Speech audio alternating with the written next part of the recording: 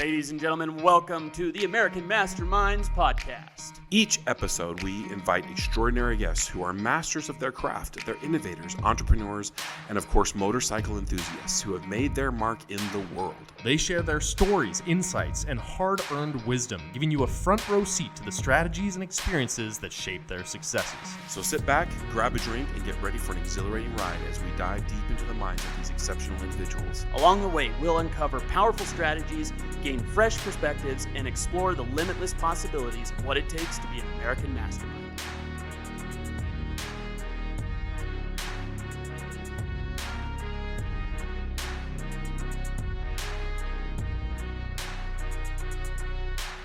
Ladies and gentlemen, welcome to the American Masterminds Podcast. I am your host, Topher Sheeler. I'm joined by my co-host, Mr. Rob Adams. What up, what up? We got Alec Langdon up on the soundboard here this evening. Love seeing his hand. And ladies and gentlemen, we have a very, very special evening planned for you here this evening. I'm going to be honest with you, Mr. Rob.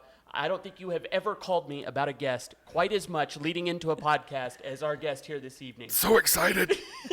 We are all very, very excited. We have the one, the only, the entrepreneur extraordinaire, Mrs. Lara Shields. Hi, thanks for having me. Absolutely. Thank No you for pressure. coming on. No pressure at all. I'm glad to be here. Well, audience, ladies and gentlemen, I met Lara at the Goldman Sachs 10,000 Small Business Program, which, by the way, I've got great friends that I've kept in that from that program. But Lara, right away, we sat in the same group, and the name of our group, they talked about it was a very appropriate, kind of post-COVID conversation, like touching, hugging. What's the game rules here in engagement?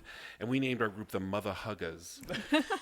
Because we were all about come on, let's just bring it in. Let's hug. And I said the name, and you laughed. I was just like, we should do this, and you were like, yeah, let's go that. And we've been friends ever since. That's awesome. Yeah. That's awesome. It's been really good. Now, the 10,000 Small Business Program is a free scholarship that Goldman Sachs offers to businesses. You were there on behalf of your organization. Can you tell us a little bit about that? I was. So I own a child care center, a large commercial child care center, a couple actually, and I was there on behalf of my oldest running one, and just to kind of take it to the next level. We were a little bit stalled, and I wanted to see what I could take it to, because I needed more in life. And so the idea was to do to create a growth plan to have kind of a side revenue, not a new revenue source, but just a side revenue source. And so that's why I was there, but I had no idea what it would end up being. Mm-hmm. Wow. That's right. So let's talk about the business. The organization that you are, the daycare centers. You weren't. It was your mom's business Correct. First, mm-hmm. And so you kind of came into it. You grew up in it. Right. How long was your mom doing it? So my mom had been doing it her whole life. She had worked with grown-ups just for a stint and hated it, and so she always was focused on children and how she could help them. And so in high school, she forced me to work with her, and I would always joke that her dream is my nightmare. And then fast forward, and I ended up purchasing it from her and loving it. So, and just helping all of the little ones and expanding her dream of helping children. So, when she first said that she was had a child care centers, a typical dude was like, well, yawn. Mm-hmm. That's great. But they're actually quite big, and you have many employees, and you have all these different levels of management happening. Mm-hmm. But that's not really what got my attention. Is you're doing something incredibly unique, something, in fact, I would say, and I don't think I'm over exaggerating, but world changing. This is a big deal. And when you explained that to me, it really got my attention, because I thought this is no longer a business. This is a mission, right? Or a calling, even in your Agreed. In your world. Agreed. And so, can we talk a little bit about that? What it is you do differently? Sure. So when we first opened several decades ago, there were a few kiddos that just didn't conform to our program, and so the way childcare centers, schools, churches, we all build a program that most children conform to. And if they don't conform to it, then they're titled kind of quote problem kids, right? And so years and years and years ago, there was just a few kids that were struggling. Then a little bit before COVID, we were seeing more and more kids in every classroom. Instead of just a few in the program, they were in every classroom that were really, really struggling. And so and that's a really nice way to say disruptive. These kids were disruptive. Struggling. They were not cooperating. Nope. They were taking, they were like the 80-20 rule. They were taking all the energy Correct. of the teachers, and where those sweet little things that sat down and colored, they wouldn't get any attention because the staff were focusing only on these several children the majority of the day. And knowing what we know now, that's really common right now in schools, where teachers are focusing more on behavior than they are on teaching. And we've heard it over and over throughout the entire country. That's what people have been struggling with. It's a trend. And so why do you think it's so prevalent now? Like, has it always been this way and we No. just didn't know? No. I have theories, which we could talk about all day, but I won't. And I think screens are to do with it. And I think that, parents are busy and tired, and, we could talk all day. And the I don't know. iPad's really easy The to iPad's make easy. things Yeah. just a little Yeah. smoother. Right. Or you turn on YouTube. I've got a 5-year-old, and I have gone into, we'll put her on this A for Adley. It's her favorite show, if you've ever heard of it. It's a cute little show of family. They're actually in Utah. Oh, really? And, and she'll start watching that show, and then I'll go get on the dialer or do whatever I need to do, and I'll come back in, and she's gone down this rabbit hole, and I'm like, what are you watching? It doesn't take long for this programming to start popping up, and it's programming is the word I want to use. It's not just a show. Like, my daughter is learning things from there. She's learning how to talk to me. I know when she's been watching one of these shows, by the way, she talks to me. Like, she's impatient, or she's demanding, or she's not herself. She's not the beautiful little kind 5-year-old. It changes her.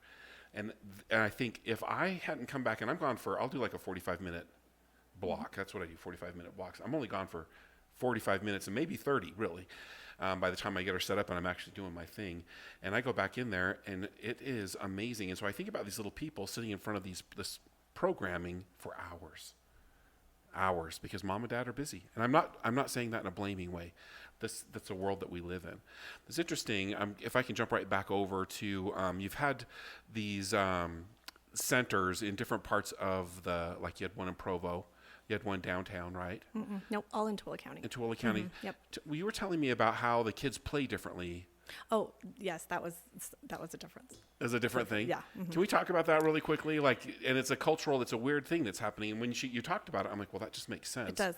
Can we talk about that real quick? Yes. So I had an employee who was just hired on, and she had moved out to my neck of the woods, and she had said that she had opened one of the locations in Provo, moved to 2 other locations, one on the east side of the Salt Lake Valley and then one downtown.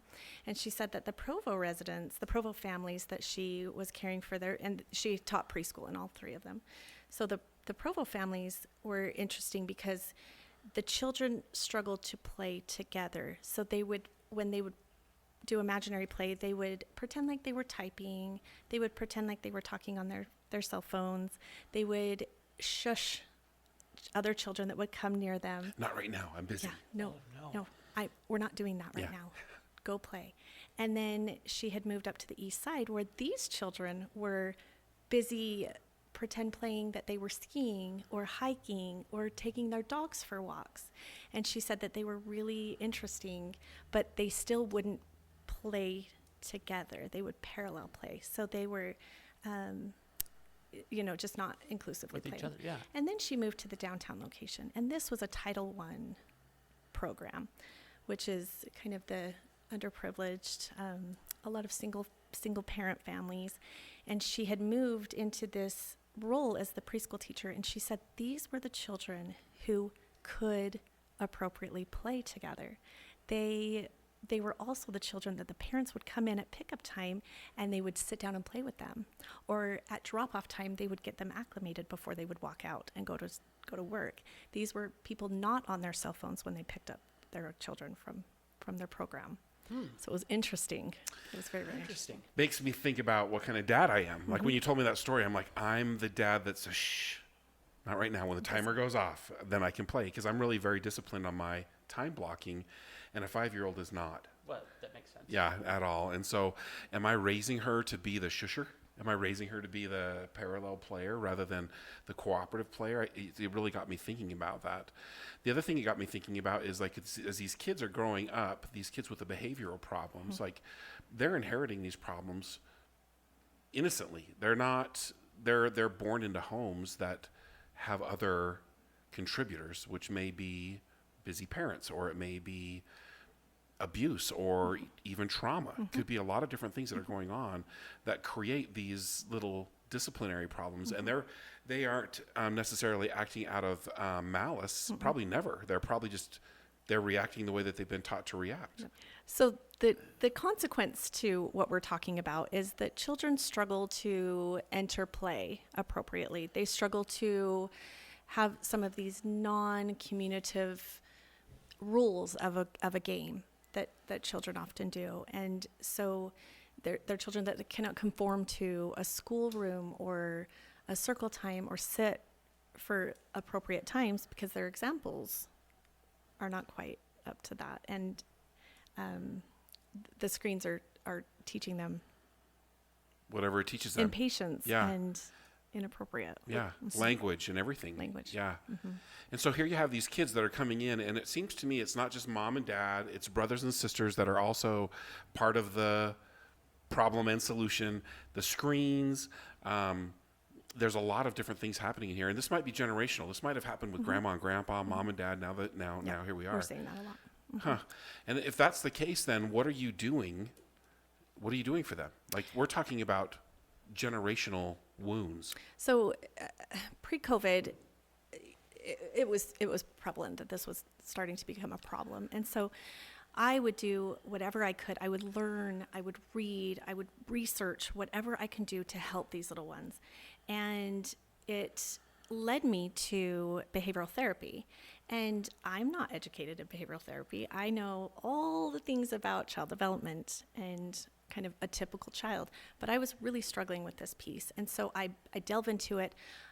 Every training session with my staff would be more so towards behavior interventions or, typical development instead of some of the other things that I needed to train on, because these issues were so prevalent into our programs. And they're struggling so much. And so COVID hit, knocked us on our backsides, and when everything came back, when the children started coming back into the programs, they were different. They were noticeably different and immediately different. And so that's when I delve even deeper into it. And also, there's also a backstory that needs to be told. I have a child who was born with a lot of medical need, and he's 16 now. His name is Carter. He's amazing. And when he was born, he had so many medical diagnoses, but later, in those preschool years, he started showing some signs of autism as well. And so we went out and got an autism diagnosis. And since we have a diagnosis, our insurance company will pay for behavior therapy. So as I'm seeing a lot of behaviors in my programs, I also have a kiddo at home who's struggling with this as well. And so I needed help on all aspects of my life, of my day. And so Carter was receiving behavioral interventions and behavioral therapy at my home, as a traditional ABA therapist would. And so a traditional ABA would be one adult and my child who are doing extensive behavior therapy every single day, but it's just the two of them in a home setting. And it was all that was out there. I wasn't going to change anything. I didn't even know that I could at this point. And so this was as good as it got. And he improved. I mean, these are scientifically proven techniques to help kiddos with behaviors like he had. And so he was doing a great job. I mean, he was doing great. There was a piece missing. There was definitely a piece missing, and I couldn't pin it. And so down my rabbit hole of trying to figure out how to help my other kids opened a few doors for me, and it opened some more questions than answers. I wanted to know why this wasn't fully working and what I needed to do. And I didn't have the answer until recently. All right. You have our attention. Yeah. What is the answer? So this starts the entire story. So I then I had just opened my third location. So at this point, I had about 500 kids in my care every single day. I had over 100 employees. I was busy, and I didn't have time to really deal with a whole lot other than day-to-day operations. So I have this mom who came into my program, and this mom, and I'm going to age myself, this mom was a preschooler of mine when we first opened. Oh, no. And she was in my class, and she walks through my door, and we do a reunion love, and she's got the cutest faced little boy attached to her. And she wells with little tears, and she starts telling me a horrific story that this little boy has endured, a huge trauma that this little boy has endured. She ended up moving back into town, which was about 30 miles from my programs, and he was kicked out of 3 programs after this trauma. So this was a neurotypical, extremely typical developing child. He was continent. He was successful everywhere he went. And then he suffered this trauma. And then she had put him in several programs, which he was tossing classrooms. He was hurting other children. He was biting adults. He was now incontinent. He was not successful anywhere they went. And it's because he had this huge trauma. And so she said to me, "Do you think you can handle it?" And, once you do something for so long, it gets a little bit mundane, and I was up for it. I mean, I was intrigued for sure. And so he started, and her words were an understatement. This little guy was struggling. He had major behaviors. He really made his mark. And so what I did is I ran home to the behavioral therapist that was working with my child, and I started asking some questions. And they would tell me where to go for this research. And so I'd research his exact issues and his exact needs that he had that day.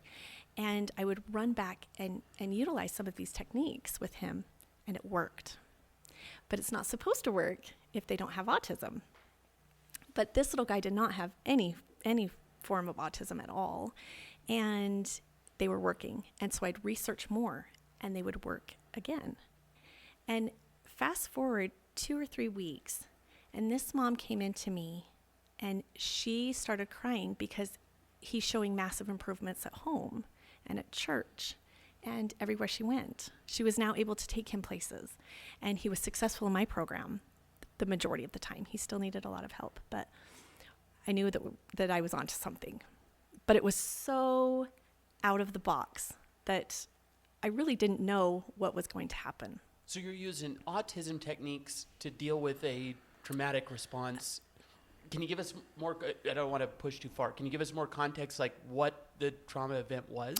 I can't. You can't, I'm okay. so sorry. It's such a sensitive situation, and it's just theirs to take. Understood. And I couldn't get through it if I tried. I would just sob all the way through it. So but it was a massive trauma, which also meant that mom was mourning and dealing with her trauma as well.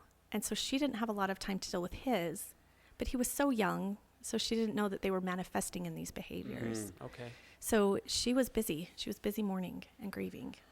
And then she was probably busy treating the Behaviors. symptoms. Yeah, the behaviors. The behaviors and not the root. And not the root. Absolutely. Because she didn't know better either. No. Yeah. No.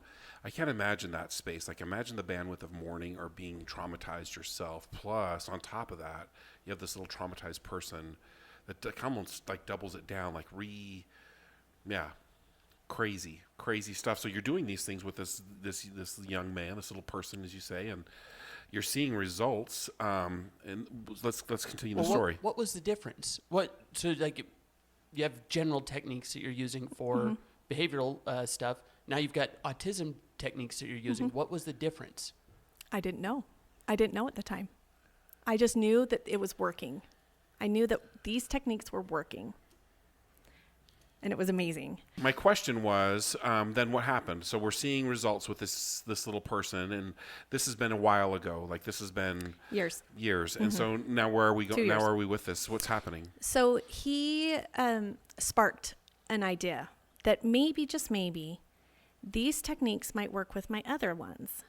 And so I gathered 18 really hard children, and I just did word of mouth to get these other children. So I had a few behavior issues that were in my program, but I wanted more severe kids. And so I chose some children who have been expelled from school. I mean, and I talked to teachers and other childcare centers and other parents that might know somebody who would qualify to come here. Who had a bad kid? Who had a really bad kid, Really? whose parent had it. They're done. They were talking about other placement for these kids outside of their homes. Wow. These were really severe kiddos. We also coupled them with autistic kiddos because we had to pay for this program. And so if you have an autism diagnosis, your insurance will cover it. Mm-hmm. But I was going to cover these other kids. So kids with other psychosomatic disorders, or maybe nothing at all. Maybe a trauma, maybe just not working out, not successful in their current setting. So I gathered 18 really, really severe kids, and I put them one-on-one with trained behavioral therapists, and we did a pilot program for 12 months. And in this, and we kept data. We protected and kept massive amounts of data, and we knew after 6 months, 12 months, we'd see something, but we started gathering data and analyzing in 2 months, and 100% of our children improved. 100% of them. We had a kiddo who was nonverbal, who all of a sudden became verbal. A 5-year-old, nonverbal for 5 years, was talking after 2 months in our program. It was profound. I'm going to go miracle. It was on profound. this How? But I didn't know how. Okay. I didn't know what the secret sauce was. So we kept going. And after 6 months, we had kids that re-entered general ed school. Back in Back in general population. general pop. Yeah. Yep. We had parents that would come to us in tears because they can finally take their child to the grocery store. It was amazing to watch. So we started catching on that our secret sauce was not one adult and one child that are mastering skills, quote unquote mastering skills, these scientifically proven methods or techniques. But it was mastering these skills in a group setting paired with kids of like abilities, like age, like stage, and putting them together. Maybe this one has a strength that this other child could use. And we were pairing them perfectly and then giving them a sense of community and belonging that they had never had before, because these were labeled kids that didn't belong. Broken, alone. They didn't belong in the setting that they were in. They didn't have friends. They didn't have relationships. The teacher didn't want to deal with them. These were kids that finally had a community and relationships, and they were thriving. I never thought about that. I've never thought about the impact of a teacher's response. Because these kids, like my little 5-year-old, she doesn't miss anything. She knows when I'm mad. She knows when I'm happy. She knows when I'm frustrated with her. Like there's got to be these unwritten, unsaid beliefs that are being handed to the child by this frustration. And so how many kids are in a pairing? Are we talking about 2 kids with then just one behavior?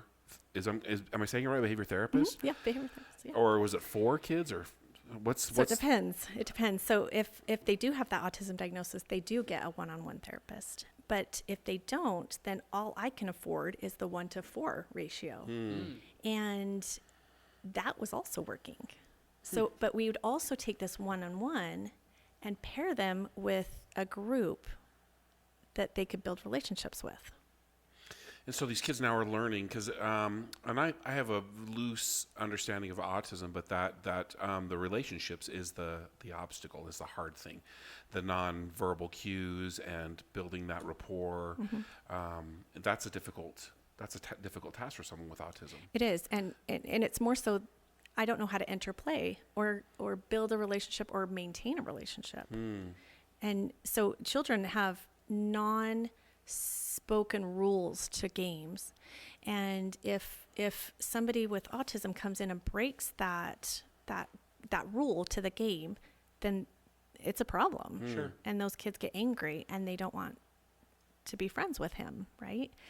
So it's the therapist's job to teach that child To build those bridges. to kind of conform to those unspoken rules. Wow. Interesting. Okay. So now we're 6 months in. We're moving forward. We're having amazing, almost miraculous results from people being nonverbal to now chatty, talking things up. When was it that you started getting an idea of like, okay, this is the magic, this is the stuff? It was right about then when parent after parent and would come in and praise the program and praise what we were doing there. And finally they had a resource that worked for them. So I'd imagine at this time word's getting out because I've had friends with autistic children, and that's a community. Those parents are We're tight. They're tight, Yeah, and we're word tight. gets around. Yep. And if this school's no good, everybody knows, or We if know. this is good, everybody knows. And so your word is getting out now. Like, so what's that look like? Do you have people coming that you can help? Or Absolutely. Yep. So we protected the pilot, so we didn't let many flow in and out of that because we wanted the data. In this world, if you don't have data, you don't have anything. Right. Sure. And I cannot sell this program to make this succeed without empirical evidence. imperial evidence. Yes. Okay. I love this. And I would, I kind of geek out on the information, but to spare our poor listeners, you're gathering information of like how many times they're acting out. Correct. Or how many times they're melting down. Correct. So you have very clear, I guess, Data points. data points that you're looking for with these kids. And it's not just the negatives, it's the positives too. How many times they interacted appropriately, how many times they had receptive conversations. Right. Interesting. So now you have this. How do you? So, I'm sorry. I got some questions. I always do. So can you graduate from the program? Is there a point where you're just like, you know what, you're doing really great? Yeah. Once they graduate from the program, is there a return rate at all? Are there kids that kind of go back into that space? Not yet. So Out of curiosity, yeah, you know. yeah. So we're talking about the non-autistic, the non-diagnosed autistic or non-autistic diagnosed kiddos. So these ones, we now have a 3-month kind of scholarship that we do an intensive behavioral therapy, one-on-one with a grown-up, and then we integrate them into a natural setting, and then we master these skills, and then we put them back into their current placement, and with all these beautiful skills that they've learned. And we're seeing that some of them can graduate in 3 months. We're seeing some of them that are still in the program 2 years later. Okay. So it's as needed. As needed. I love that. Then this is the other question: is these you started out with 18? Like, what's the program to these days? Yeah, so we got to that 1 year mark and we knew that we were onto something. And so, and I had contracted with a company to come in and provide these services. Well, that was the moment that I thought, you know what, I can do this. And so I opened my own therapy company in its place, and I opened just classrooms at all of my locations. And so these therapists were occupying just classrooms. And then in January of this year, I closed down my 3rd location and opened an entire program for these children. And we're so proud of it. Oh, We're wow. so excited. It's amazing. It's amazing. And the journey along the way, ladies and gentlemen, has been a bumpy ride. Like the buildings and the flooding and all of the things that have happened. And you continue to move forward because this is something that's important, that really matters. It's not just a business idea. This is something that's needed. What would you imagine the effects of these children are long term? So I think that I could really prevent a lot of these long-term consequences. So, and I'm going to speak freely here and say perhaps, maybe just maybe, I could prevent a suicide or a school shooting or a domestic violence situation, because I'm teaching the skills that these children need at the first sign of trouble. So the first sign that these children are struggling, I'm getting them, I'm teaching their brains their different pathways of what they need to do. Instead of go straight to throwing a chair, now they know to tell somebody that they're frustrated, or tell that child, back up, or no thank you, instead of going straight to hit or bite. I see shows. There's a show in particular, and it doesn't relate at all, but it just makes me think that the behavioral problems, it's the Cesar Chavez show. Have you seen that? I've not. He goes to these houses and they have problem dogs. Oh, yeah, okay. And I know this is a terrible, but what he does is he works with the parents or the owners of the dogs, and he's like, when the dog is doing this, it means this, and this is what you should do. Do you spend a lot of time with the parents as well, helping them understand like this behavior needs to be reflected in this way? Yeah. So in order to be enrolled in our program, we have a lot of requirements that have to be met, and they're all on the parents. They're all on the parents. They're all on the parents. Let's and have so a list. Our the children have to qualify, obviously, to be in our program, and then the parents have to promise that they will attend our monthly parent trainings. They will be a partner in their child's behavior intervention plan, and it also means that we do home visits with them as well, so that we can teach them what to do, because our goal is to not just have the kids' behavior improve while they're in our program, Right. but they have to improve at home and in school and at church and in the community, because these have to be children who are giving to the community, not taking. Right. And it starts with the parents. And so we'll work with the school districts, the teachers in their classrooms, their church leaders. We've had therapists go to church with kids, go to school with them. We want full alignment in order to participate in our program. How often do you go in and maybe that's a little morbid of a question, but like where you go into the house and what if you get somewhere where nothing can be done here? Have you ever seen that? We don't accept that. We don't accept that. Okay. There's always something. There's always something we can do. Well, and I would imagine that a lot of the things that you're probably coming across are unconscious triggers. This is how it's always been. This is how it was when I grew up.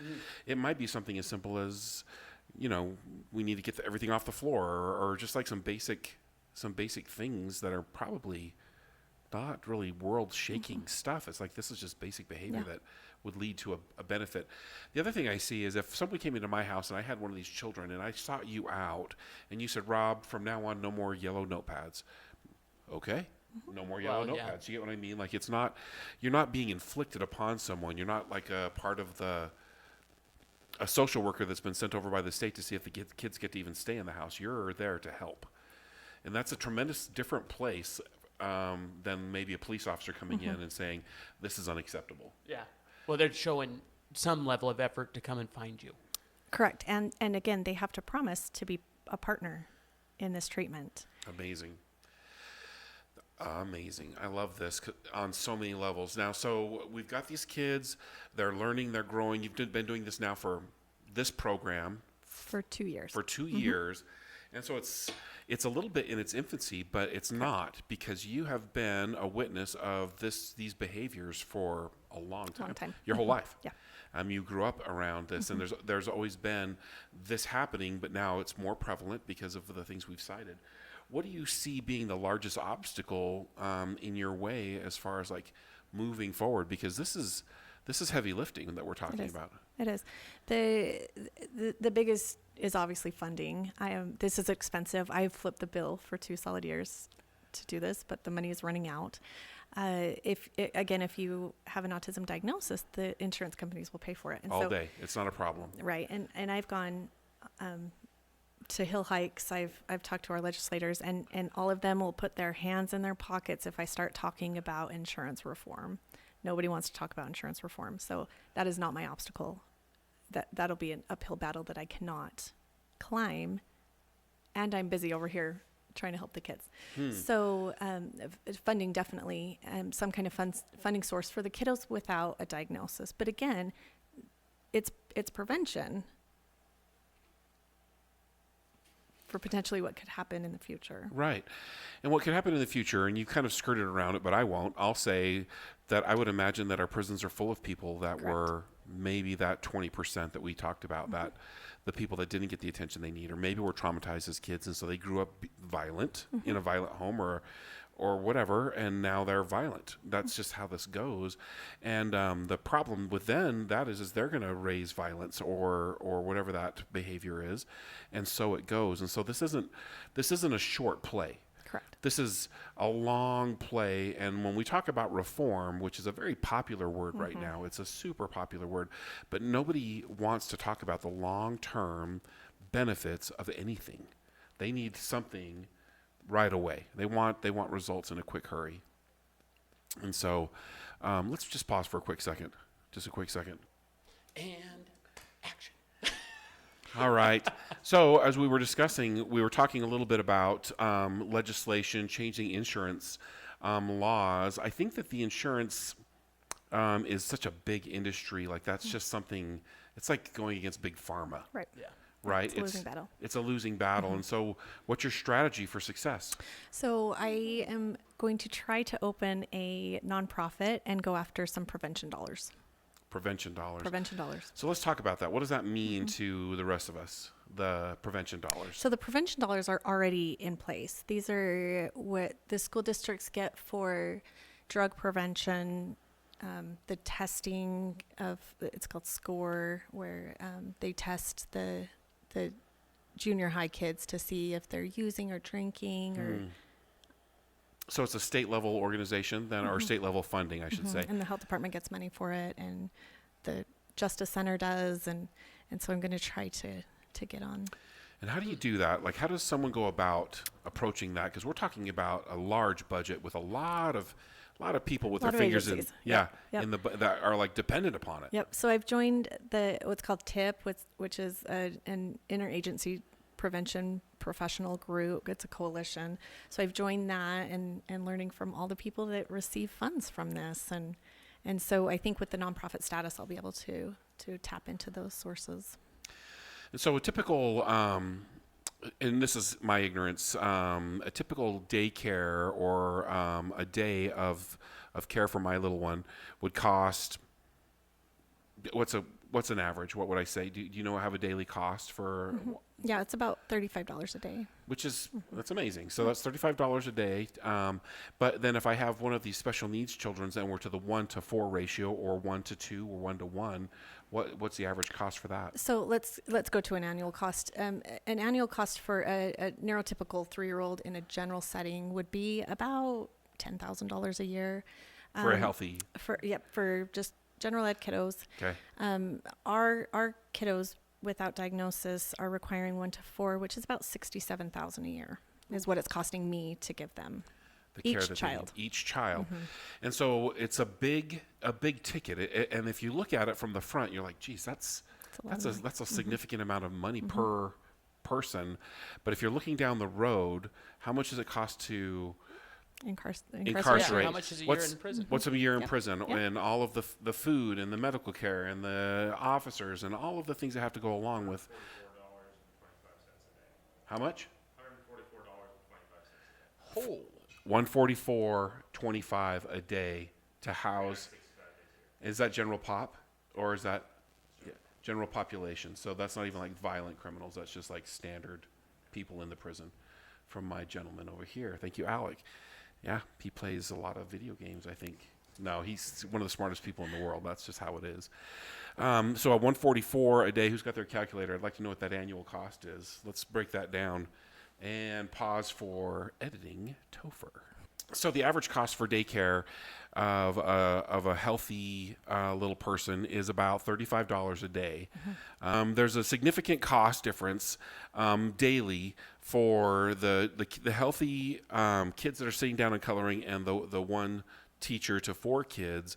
But when you do the annual costs and the daily costs, it doesn't seem like it's that big of a deal. But over the long term, and when it becomes the state's or our problem to manage these things, it becomes a significant cost.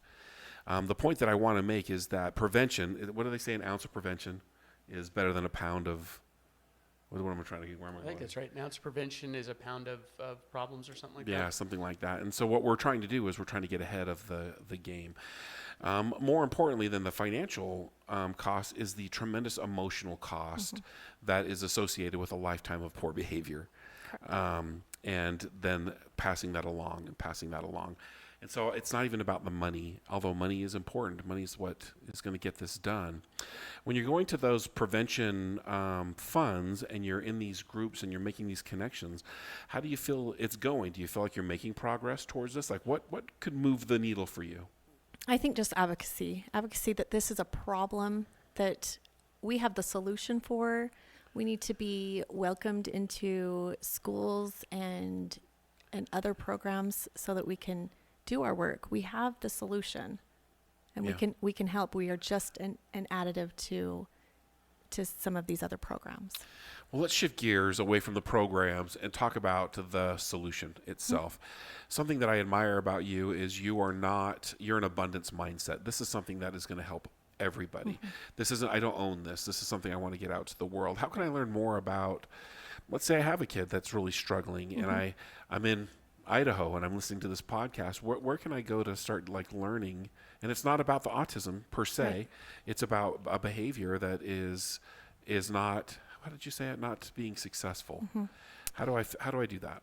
Our program follows the methods and strategies of what's called NDBI, which is a naturalistic developmental behavioral intervention.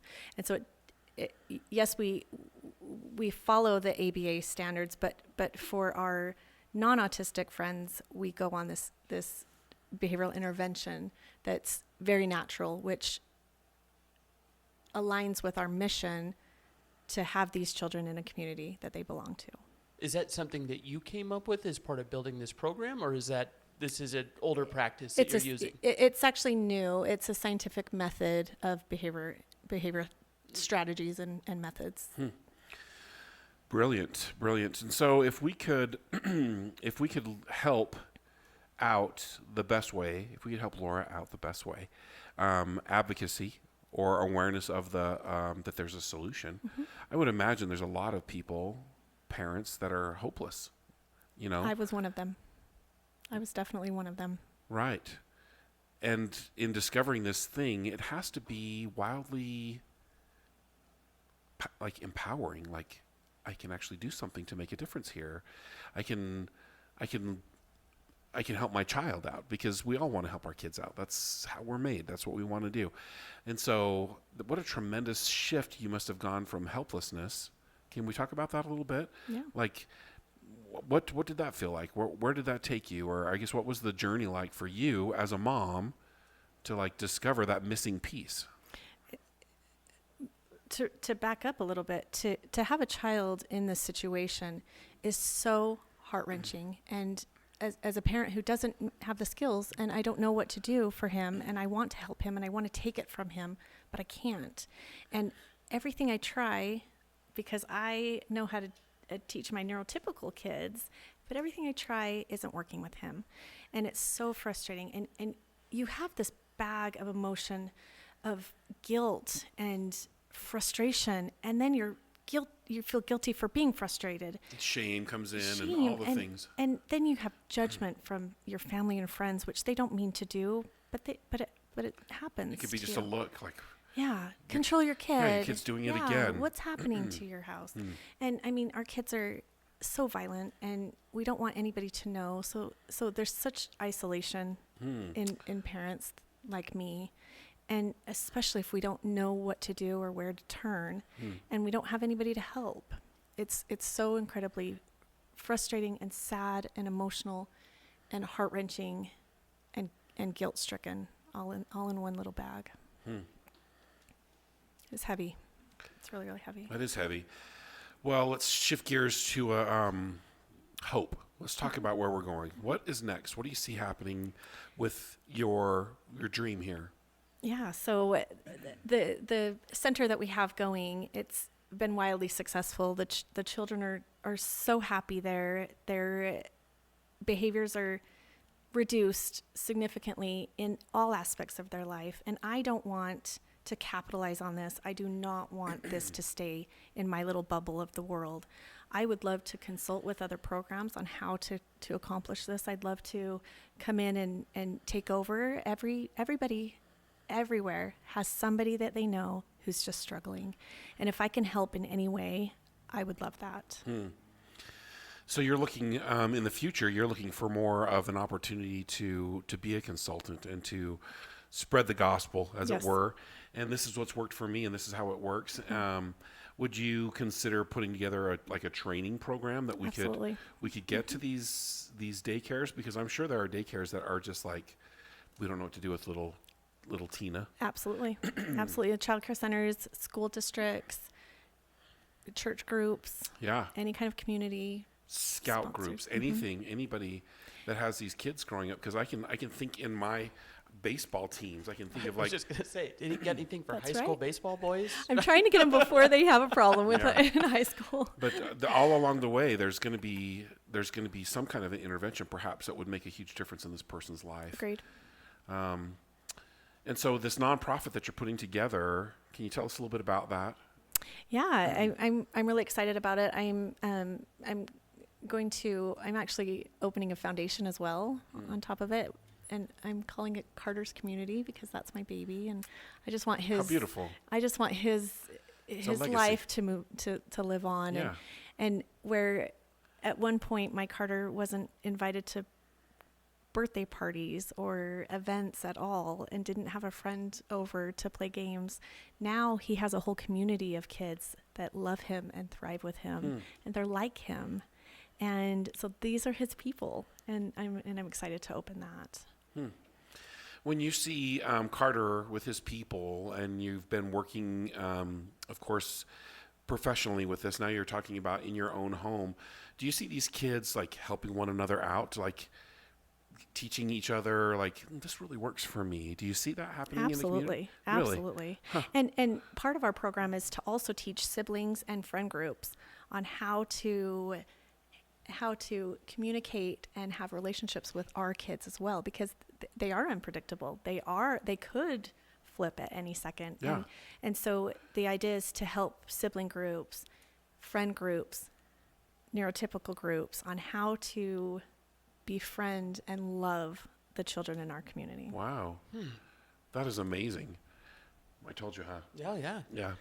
Amazing. The things, I could just go down so many rabbit holes with this community and with the development, and you're not just helping the special needs, you're helping everyone around the special needs. You're creating this world of understanding that is so needed along so many levels right now in our world. And so congratulations and thank you. Thank you. Yeah, it is awesome. Thank you.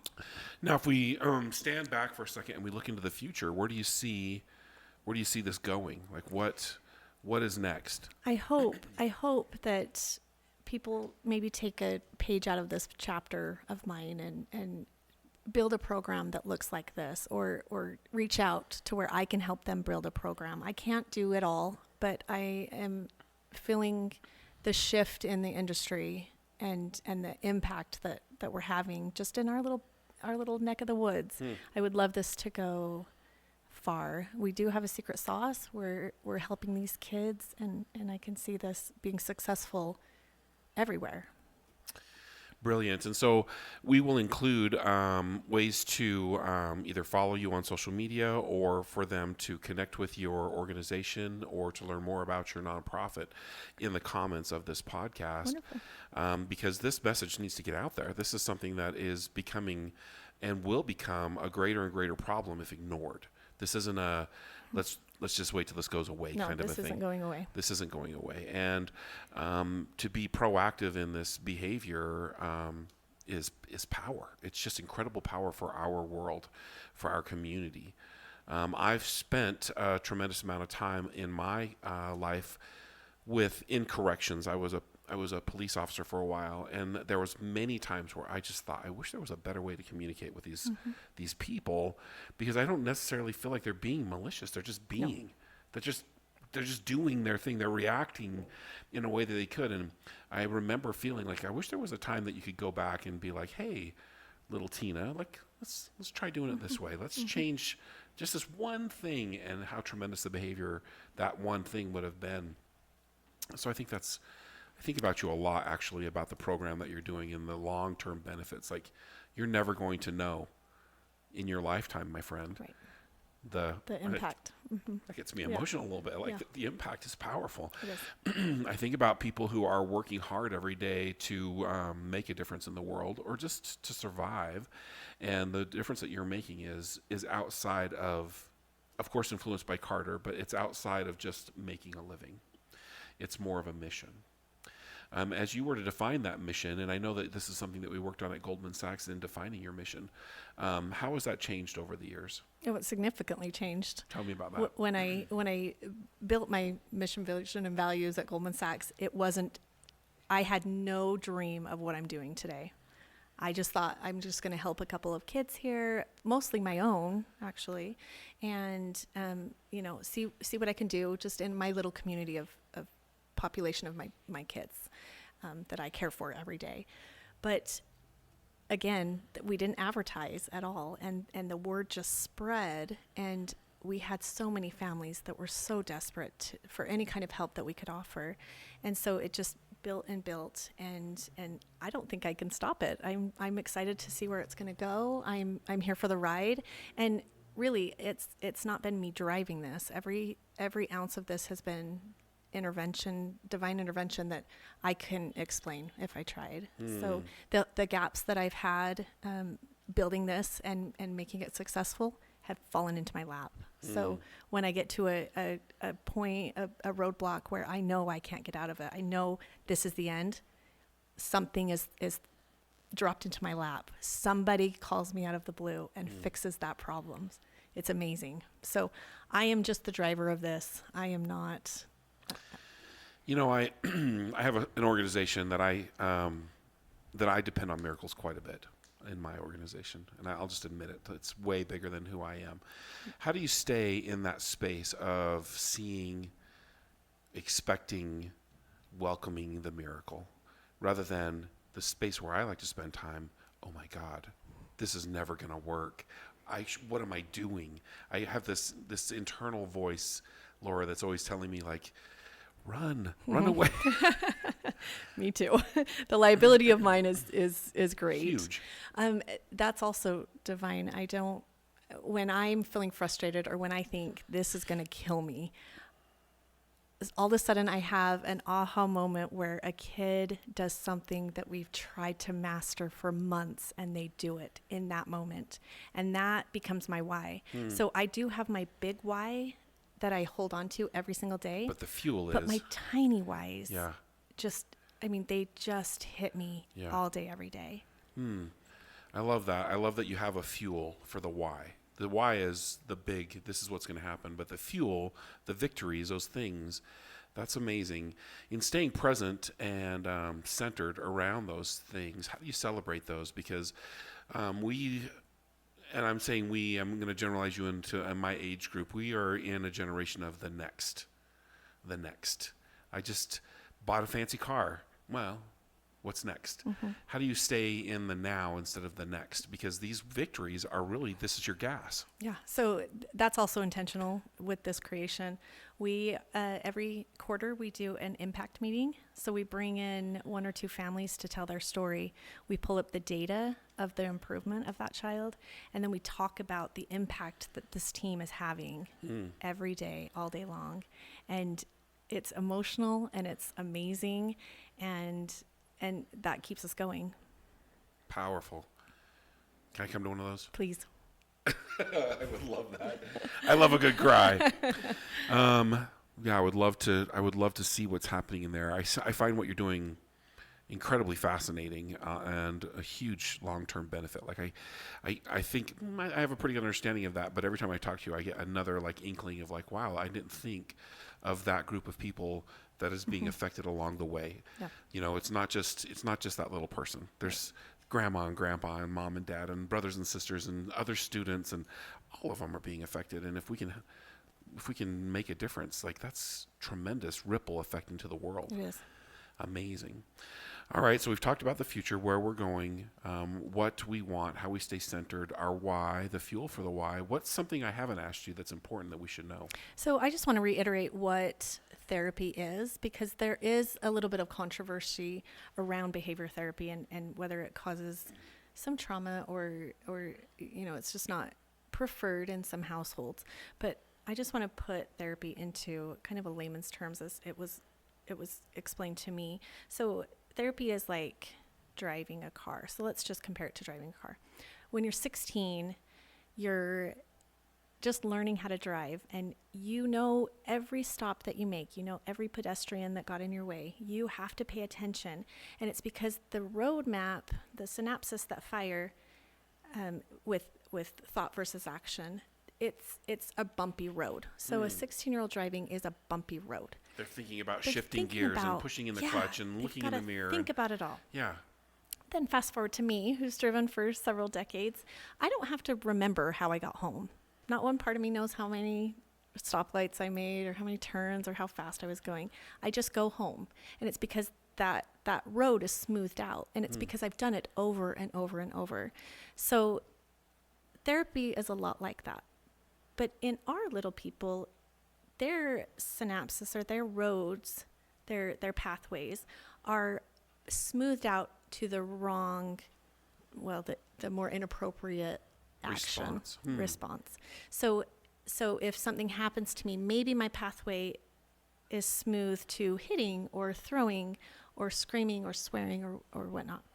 But through therapy, I can smooth out a different pathway, and that's pretty soon will sever the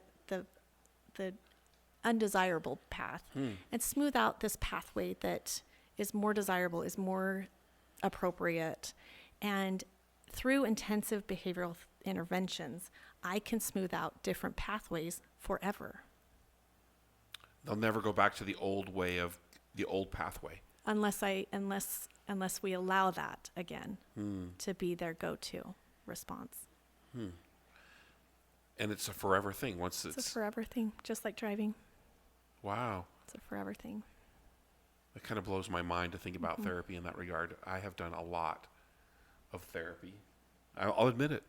I'm doing it all the time. I'm in marriage therapy right now. We're doing all kinds of therapy. I feel like therapy for me is school. I'm still going to school. I'm learning how to run this mechanism. I would have thought by now I would have a pretty good idea on how to be happy and how to react and to be in this space. But I'm not. I'm learning. I need a coach all the time.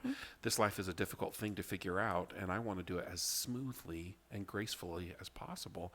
And without coaching in any regard, baseball, marriage, anything, you could do better. And so I'm a huge fan of it, and I'm not ashamed to admit that I get therapy all the time. We do marriage therapy every other year or so because we just need to check in and make sure that the car's running smooth. Yeah. And we're changing those behaviors, because we have developed unhealthy pathways. Right. That's all it is. It's no reflection upon me. And if you think about it in those terms, it's actually not that difficult to change a pathway. Right. It's very simple. It's very simple. Well, then what I love about that too is it takes the bad person out of the equation. Yeah. I'm not a bad person. No. I just have a bad pathway that's not working for me, and I need to work on that. I love that. Yeah. That's powerful. Thanks for sharing that. Well, ladies and gentlemen, always grateful for time with you. I just want you to know that, how grateful I am for you. Thank you. You're amazing. I want you all to take an opportunity to check out Lara's information. She's got a lot of things that she's doing and trying to accomplish, and advocacy only happens through you learning about it and sharing the message. Do you know someone who could benefit from this? Do you know someone that could help? Do you know someone that would be a financial resource to help this nonprofit move forward? Because it's not just about the funds that are going to be coming from the state and federal levels. It's about people who are willing to donate and make a difference in the world. And it doesn't take a lot to make a big difference. And that's the thing, if we could get that out there. And so on the American Masterminds, we're always advocating for people to get involved. I say it almost on every podcast. And so what I'm asking you to do is to take a moment and to do some research and to learn about these hacks that we're talking about, these new pathways, and support my friend Lara in creating a greater, better world. So thank you for tuning in to American Mastermind. Appreciate you. If you've liked the podcast, please share it. Please let us know if you would like us to interview Lara again. We could bring her back because she's got a ton of great information that we could talk about, or any of the other guests that we've talked about. Please let us know if you'd like to hear more. Also, if you could go on and follow us so that every time we have a new episode, it's popping right up at the top of your feed. So grateful for all that you're doing. We're on Facebook, Instagram, all of the places. Take a look for us and share it. We're grateful for your support. Thank you for tuning in. Thank you.